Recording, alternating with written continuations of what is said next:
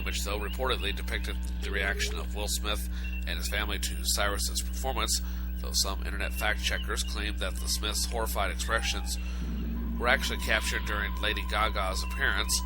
However, it was Justin Timberlake who won big at the VMAs, taking home the top prize for Video of the Year for Mirrors and a Special Achievement honor, and also led a much-anticipated on-stage reunion of the boy band NSYNC.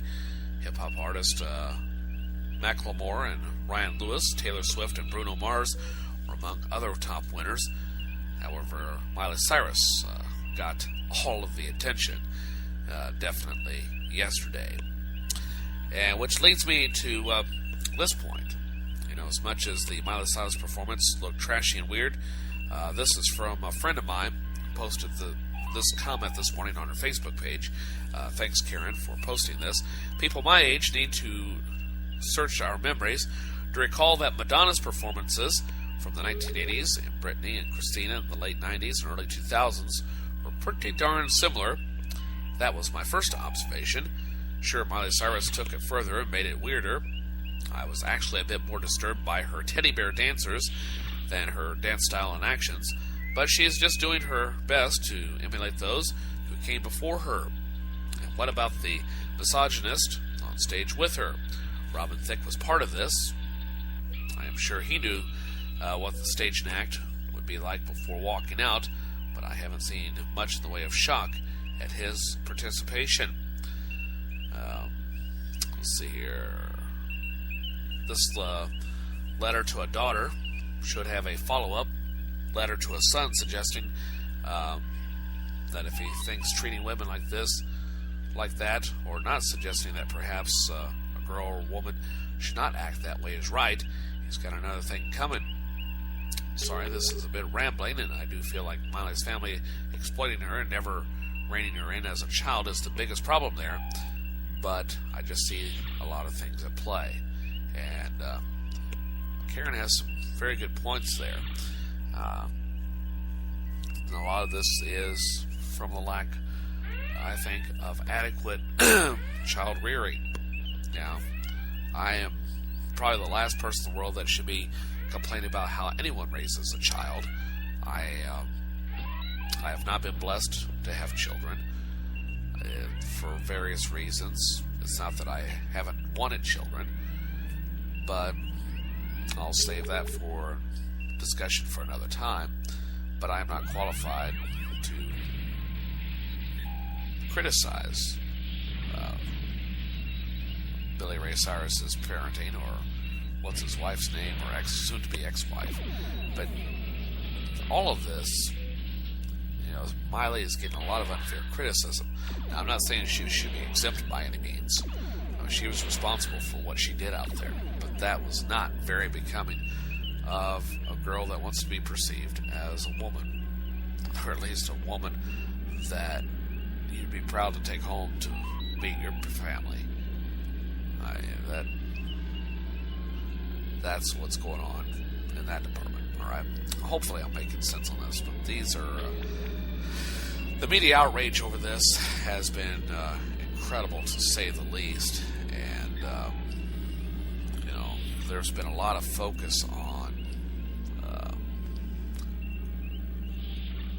Miley Cyrus, and a lot of it unfair. The reason why I'm stalling for time here is I know I had some more notes about this, and I cannot seem to locate them.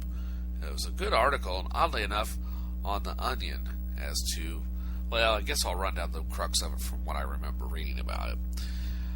I found this article last night on The Onion, of all places. It's a satirical news website in which it was lambasting the media coverage of Miley Cyrus's performance Sunday night, and how a lot of news outlets made it the biggest story yesterday morning, bigger than this crisis in Syria and things of that nature. There were more important things to worry about in the world, and yet people are up in arms over Miley Cyrus's performance. And it all goes back to advertising, and one of my gripes with a lot of network news.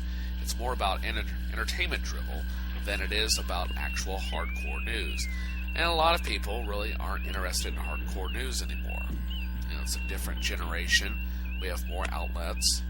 And to a certain extent, I admit I'm guilty of some of that. Now, that's not to say that I don't enjoy watching things about, learning more about what's going on in Syria. The United States is likely to attack Syria. The people responsible for gassing the citizens of Syria, the innocent victims, at any time now. But this article, as I said, was criticizing the media coverage of Miley Cyrus and making it a bigger deal than it really is.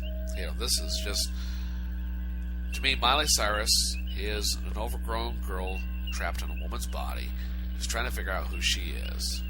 Yes, this was probably a stupid thing to do, but she'll outgrow it, assuming she lives long enough. I mean, look at all the problems Lindsay Lohan has had, and I think she's on the right path. Now, whether she stays on that path, that's up to her. But anyway, that's all I'm going to talk about Miley Cyrus at this particular time. The next topic of discussion, and I really didn't expect to bring this one up. I'll tell you what, I'll get to that in just a moment. I meant to mention this on yesterday's program, but for some reason I did not, and I'm not sure why. I think it's because of time constraints. This one, those concerning Dr. Phil. Have you heard about this? The story broke late last week. First you see it, now you don't. Dr. Phil, or whoever manages the TV therapist Twitter account, quickly deleted a controversial tweet last week that said, quote, this is Dr. Phil now, "If a girl is drunk, is it okay to have sex with her?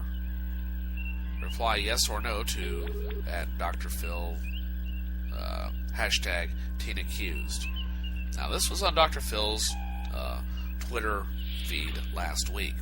The tweet was deleted after outrage last Tuesday over what appeared to be a trivialize, or rather be a trivial. Let's try that again. The tweet was deleted after outrage last Tuesday over what appeared to be trivialization of date rape.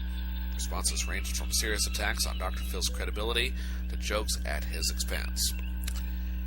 In my opinion, this is my observation, a lot of people misunderstood what Dr. Phil was asking and overreacted. Because basically, the reaction is, that dirty old man, he says it's okay to, he's asking if it's okay to have sex with drunk women. No, he's trying to get people to think about this. Is it okay to do this? Is it morally right? And so forth. Not whether he is seeking to have sex with drunk women. And as far as I can tell, Dr. Phil is a very happily married man, and that he would not jeopardize his credibility on something that's stupid. But Dr. Phil has a history of speaking basically without thinking all the way through of his comments. He's a very blunt personality is what I'm trying to say. And when people hear sex, they automatically get defensive, which to a certain extent is a good thing to do.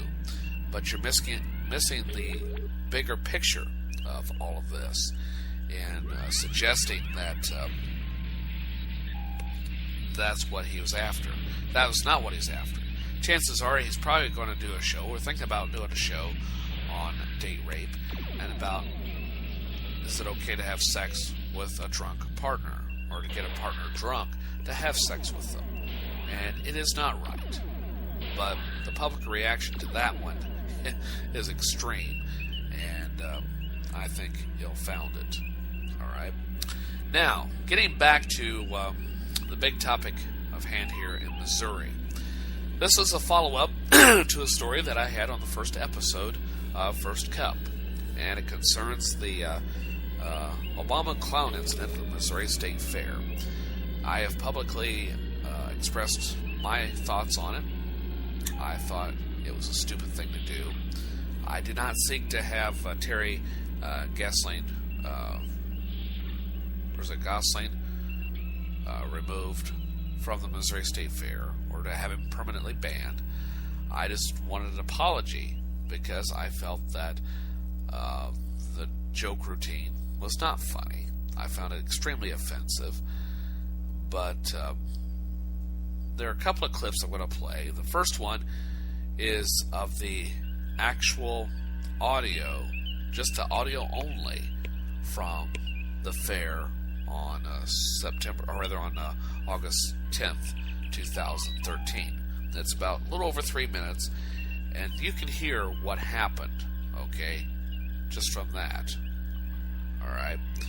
But before I play that, I wish to remind you that the Missouri rodeo clown, at the center of the President Obama mask controversy, has spoken publicly for the first time, made St. Louis news last night, I believe KMOV, and KTVO picked up on it last night on the 10 o'clock news. Tuffy Gessling has said he decided to speak out because of the hateful response and death threats that he's received. And as much as I did not like the routine, I would certainly never advocate nor endorse the idea of terrorizing this man. I don't understand. Okay, I can understand you're being so upset with someone over doing something like this, but it does not justify jeopardizing or threatening their life, okay, under any circumstance. That makes absolutely no sense to me. You're upset at their at what you perceive to be their arrogance or their attempts at hurting someone, but you're willing to hurt them to prove that you're a peaceful person? That's a lousy argument. Anyway, the controversy erupted when Gessling wore a mask of President Obama and asked the spectators if they wanted to see, quote, Obama run down by a bull, unquote, during the fair on August 10th in Sedalia. Many of the audience responded enthusiastically, but the act at the fair in Sedalia was criticized both by Democrats and Republican officials in the Show Me State as disrespectful of Obama. A couple of days later, Gessling was permanently barred from ever performing at the fair again. On Sunday, Gessling said he never meant to offend the president or African Americans. He said, quote, I didn't think anything more of it than what we've done for 10 years ago, 5 years ago, when we've done it with Bush, Clinton, and Ronald Reagan. Gessling says, along with threats, he has received a lot of support. He says if he were ever to meet President Obama, he'd be honored to shake his hand. Now, I want to play for you the clips, okay? The first clip, as I said, runs about 3 minutes. This is the actual audio of what happened at the Missouri State Fair. And once I get my website up and going, I plan to run the video of the full clip that I found on YouTube concerning what happened at the State Fair. And then, right after this, you'll hear the audio from last night's TV interview, including the interview with Tuffy Gessling. All right? We'll be right back on this edition of First Cup with yours truly, Joe Haffner. Luke, you got good ground down there for work at Sahara Bowling Green. And the Platinum Buckle Rodeo of the Year. The Platinum Buckle Rodeo of the Year, Perry, Missouri, Mark Twain Lake Rodeo. Outlaw Rodeo Productions.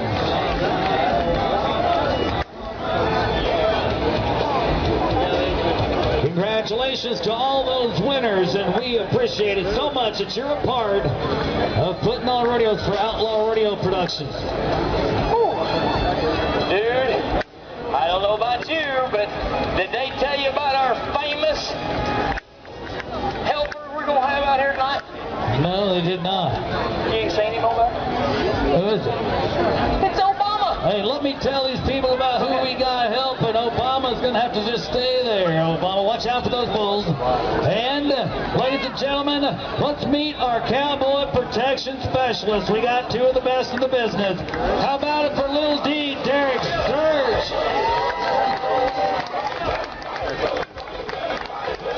On the other side, J.D. Spider Jones, Paris, Missouri.